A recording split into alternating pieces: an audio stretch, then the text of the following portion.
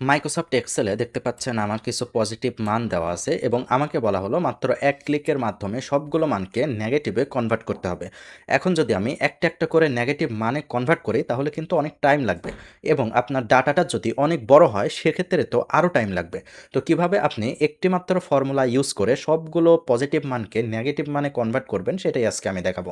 তো সিম্পলি যে কোনো একটা ঘর আপনি সিলেক্ট করবেন, সিলেক্ট করার পরে লিখবেন হচ্ছে -1।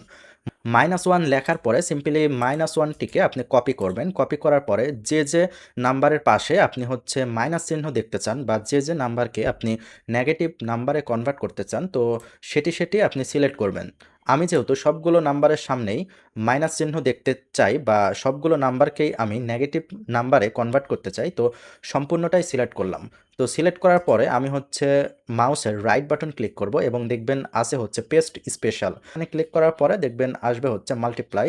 তো সিম্পলি সেটি সিলেক্ট করে দিয়ে ওকেতে ক্লিক করলে সবগুলো মানই কিন্তু নেগেটিভ মানে কনভার্ট হয়ে যাবে।